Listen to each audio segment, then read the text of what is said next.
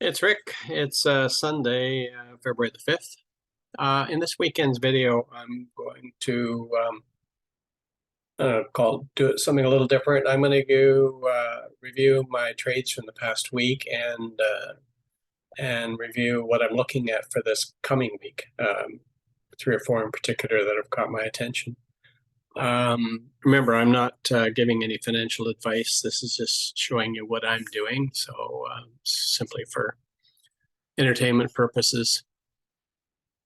So first, let's step back and see where the market is, and we're experiencing a bit of change of character. I'm going to blow up the weekly chart here of the S&P, and we've come off this big downtrend. This started last fall, and we made a series of lower highs down here, but now we've now created a higher high. So it's only one though. So it's too early to really say this is a trend change, but there is a bit of character change here. And in the same token with the lower lows, you had one lower low here, here, here, here, here, and then over here was a higher low. So again, that's an indication that we have a character change. But again, if I draw the line from this low to this low, really there's only one higher low. So we need two to establish a trend. And the same thing with the highs. We took out this high here, but that's only one of them. So reason for optimism, but still don't throw caution to the wind. Just looking at a couple of the others, Toronto, similar situation, except that in Toronto, we had this lower high here, and then that got taken out, and then it's been taken out again. So we do have two higher highs on the XIU, the Toronto. But as far as the lows go, we've only got one so far. So in a perfect world, what I'd like to see is these come back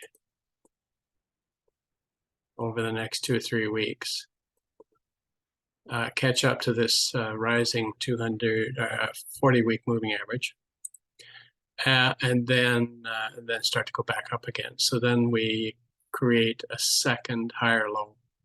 So that would really get my attention to go all in. And that, again, we look at the Qs. It's a similar picture. We've got a new high here now, but that's only one. And we've got a new higher low here, but that's only one. So again, I think we're getting very extended here now. We've now had 1, 2, 3, 4, 5 weeks straight up. And I think we're due for a pullback, which would be very healthy. The Dow, which there's only 30 stocks in the Dow, I don't pay much attention to it, but it paints a little bit different picture again. We're basically now in a range here. Came up from this big move up here, came down, hopefully have established a new low here, but have yet to take out this high. So this could be, this is the situation as an index investor you really don't want to see if we just stay inside a box and just chop around sideways for weeks on end. It's going to be a very difficult environment to be in, but anyway, that only really applies if you're owning the index or mutual funds or what have you. So that's my sort of take on it. Going back to S&P, again, I like to draw what I'd like to see happen, and it gives me a sense of whether I should be bullish or not. So one scenario that I'd like to see is that we come down here, we settle. Oops. Do this over the next 2-3 days. This moving average is going to start to curl up. And then we rip back up again. That would cause me to get very bullish. So that's one. Just take those to the top of here. Another scenario could be that we actually don't come down too much. We just tread water a little bit. Do something like this. And this would be very constructive as well. So we're soaking up supply, especially if we see that the volume comes down a bit. So that would be very constructive. And believe it or not, what I don't want to see is this just going straight up like this. Believe it or not, that's not to me, that's not really healthy.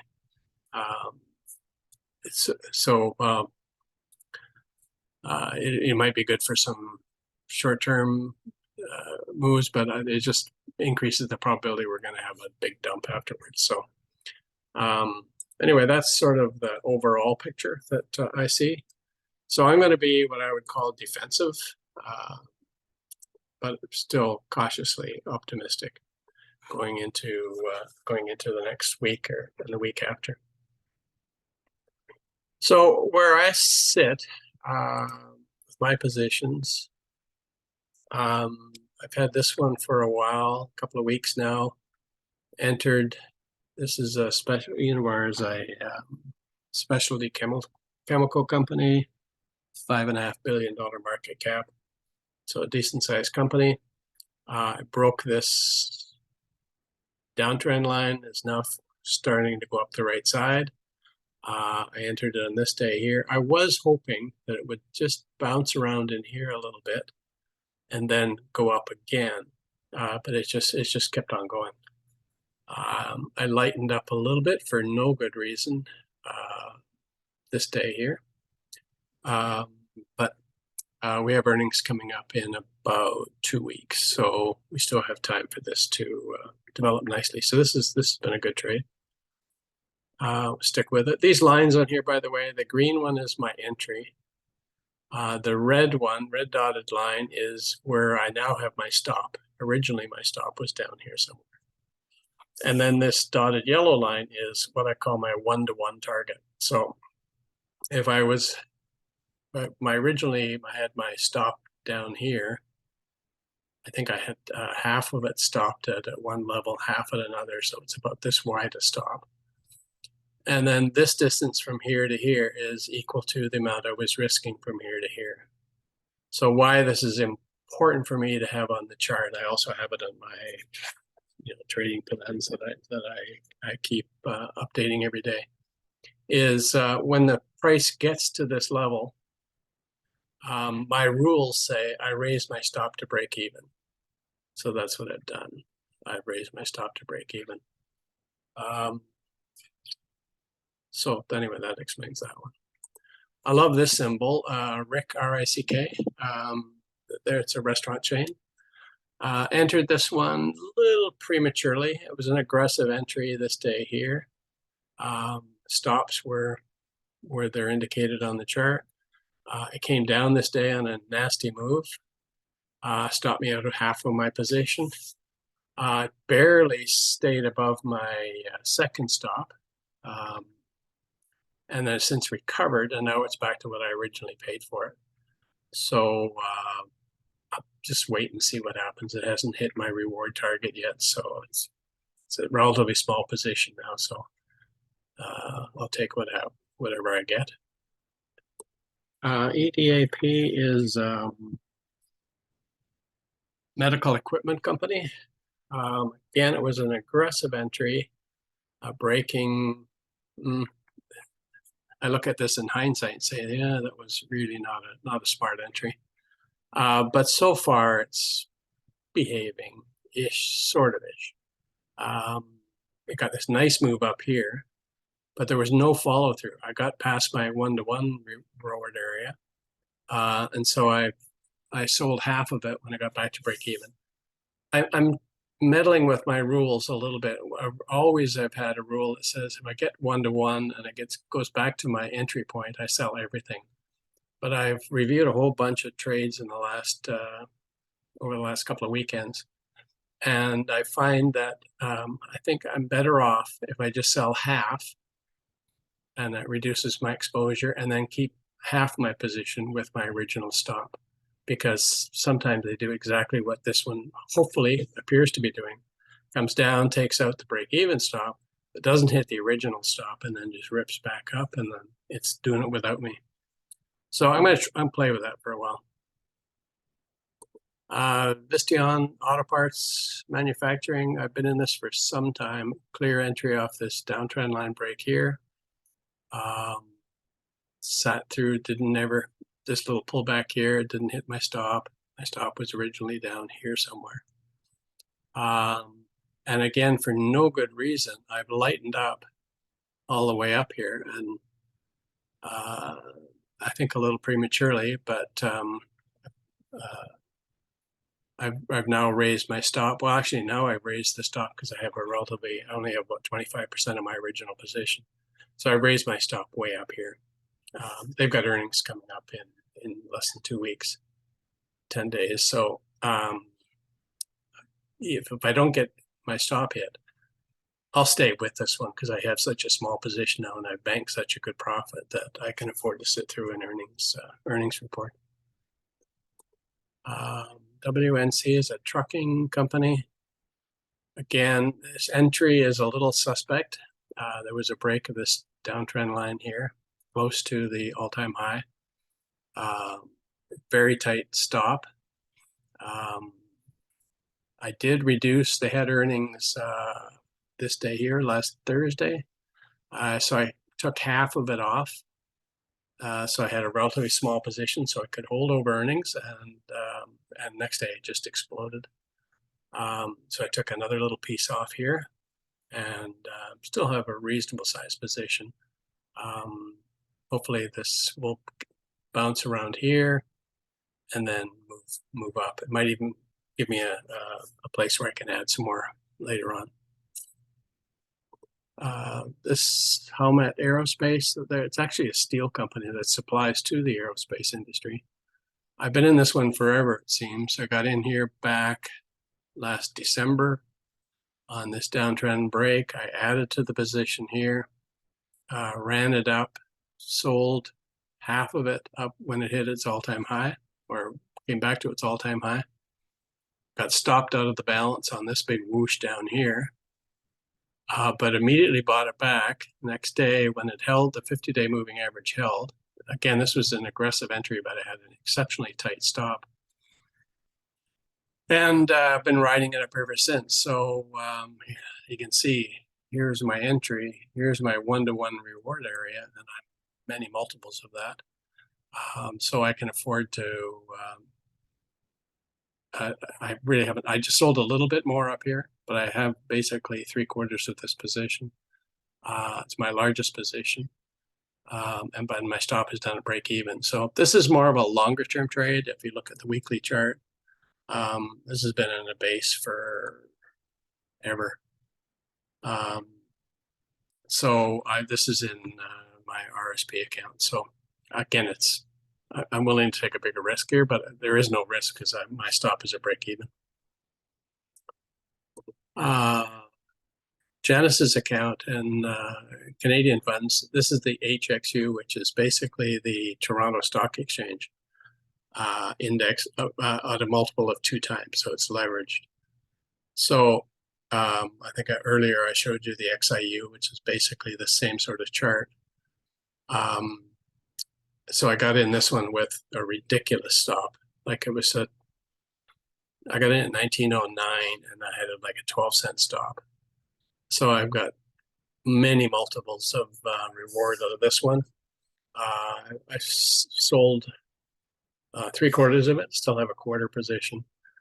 And I've moved my stop up now up into this level here. So if the Toronto does roll over, which I expect it to do, I'll get stopped out and then look for somewhere when to get back in. This educational company, PRDO, been in this one for quite a while. Back here when it went to a new all-time high, got a couple of good days out of it, and then when the market came down, this came down with it. But it didn't hit my stop. My stop was down here at 1383, I think it was. So, and then it's rebounded, got back here to break even, and then it's come down, and then had a nice day back up into. This was last Tuesday. Came right back up to its highs again, but then immediately whooshed down the next day. So that got me nervous. So I just cut the position in half. But obviously it just was a shakeout because the next couple of days it just ripped higher. So I still have half my position. I've been able to move my stop now to break even. So a no risk trade. So those were ones from a couple of weeks ago. Last week I entered 4 new positions. INSP on this breakout. It broke out above this near the all-time highs. But then the next day it failed. I just didn't like that breakout where it kept on going higher and then immediately reversed. So I just bailed on it, and I bailed on the entire position at break even. So it's still on my radar. It's on my watch list for next week, but this needs to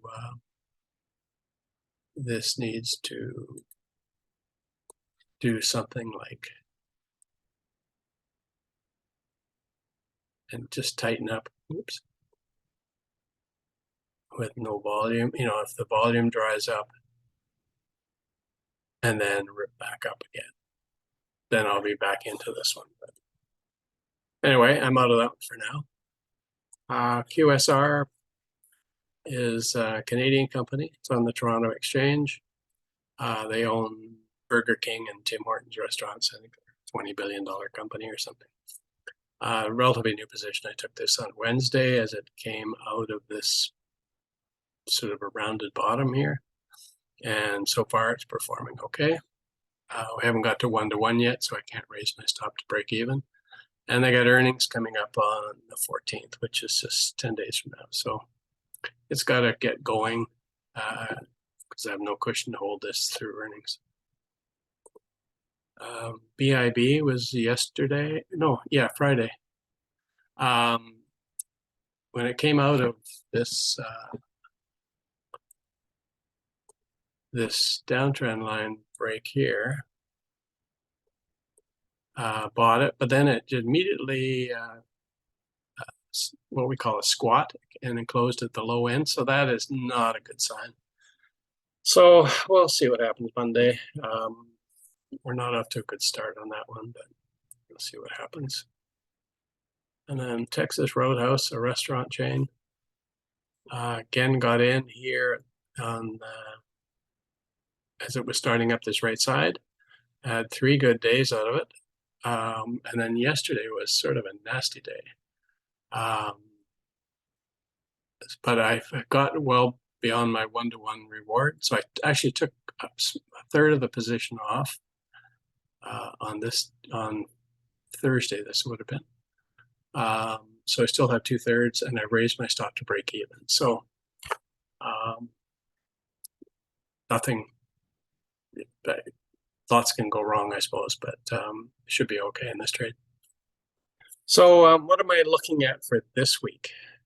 It's very sparse, actually, not a lot going on. And considering my sort of defensive nature for the market as a whole, I'm going to be pretty cautious and very picky this week. The first one is AGYS. I can't remember what they do. I think it's a software company.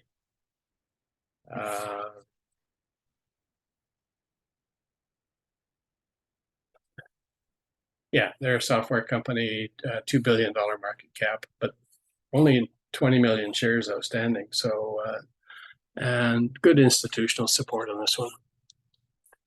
So looking at this chart here, this was it's been on my radar for a while, but couldn't buy it. This was an earnings gap here. So it went to a new all-time high back here. That's what this green line was. And then now we've reset the green line. It's at a new all-time high. Actually, I can take this one out.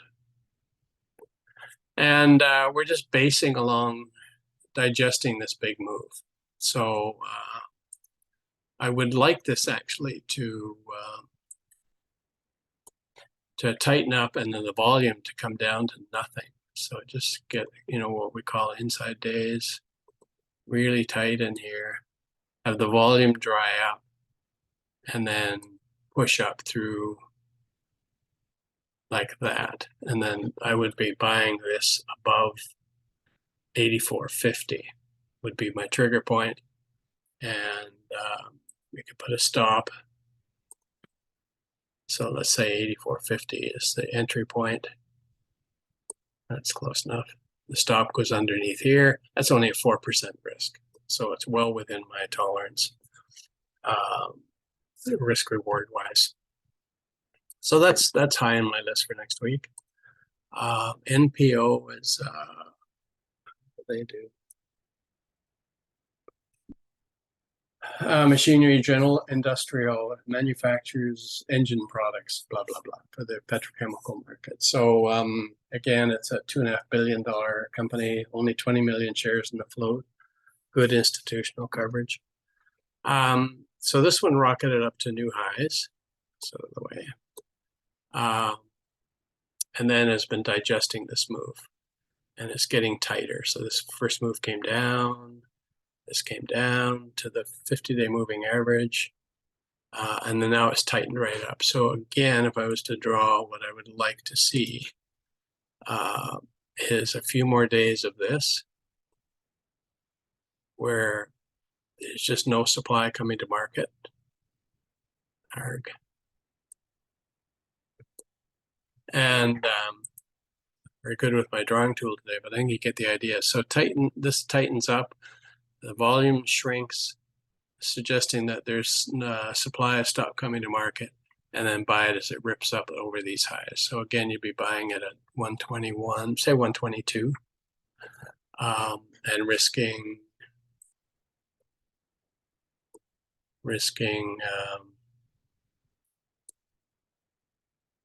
down to here, it's only 3%. So very tight. Very tight risk on that one. So that one's got my attention, but it's, if it rips out of here on tomorrow morning, going to be a tough decision whether I take it or not, because it really has only based here for 3 days. So, and the last one is TRTN. And again, this one I'm not really keen. I mean, it's got a good weekly, although it's been wedging up. It hasn't really formed a base that's going to jump out of.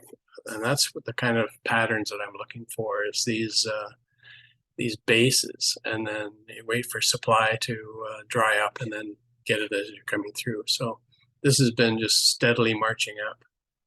So it's more what I would call a trade as opposed to an investment, but it's likely to be in for, a month or two. So that's it. There's a few others on my focus list, so I won't go into them all. There is one I want to show you, which is a great example of what happens, and this is Pinterest. But they have earnings on tomorrow night after the market closes. So what's got my attention here, looking at the daily, you've got this longish base, and it's tight. It's got a little tighter up in here, gapped out of it for some reason, and now sold off hard on Friday. And now we're going to have earnings on Monday. So I don't know what it's going to do. So I'm just watching more for curiosity. But if you look at this weekly chart, let's spread this out a bit. This is a fantastic example of stage analysis. So you've got it went public back in 2008. And then drifted down. Then in no, is that 2008? 2019, sorry, 2019. Then with the COVID nonsense, got slammed, rebuilt. And then now that in here, the moving average started to move up. So you're now into a stage 2 uptrend. And so now it's viable. And you could ride this all the way up. And then you get into stage 3, which is the distribution phase. When you get, the ranges get wider and wider, and you just basically go sideways. And again, if you follow my index sell rules, using an 8% stop, or a wider stop, in this case, say when it goes below the 40-week moving average, you've been out of it down here, somewhere in here probably, or certainly over here. And in both of those cases, you'd be saying, oh, Rick, what's a stupid plan? Because look, it just came right back up again. So you continue to hold it and you don't sell it here. Then it goes down, whoops, and then goes back up. Oh, see, it's a stupid idea to sell it because it's going back up again. Well, this is dead money. Anywhere past this point right here is dead money because it's just gone sideways for several months. And then look what happens when it goes into stage 4. It just does straight down. And Minervini's got one of his pet rules is that, high-flying companies like this, where the stock goes way up, there's an 80% probability that the stock will retrace 50%. And there's a 50% probability that the stock will go down 80%. And sure enough, if you do the math on this one, this follows the 80% rule. This decline from top to bottom was 81%.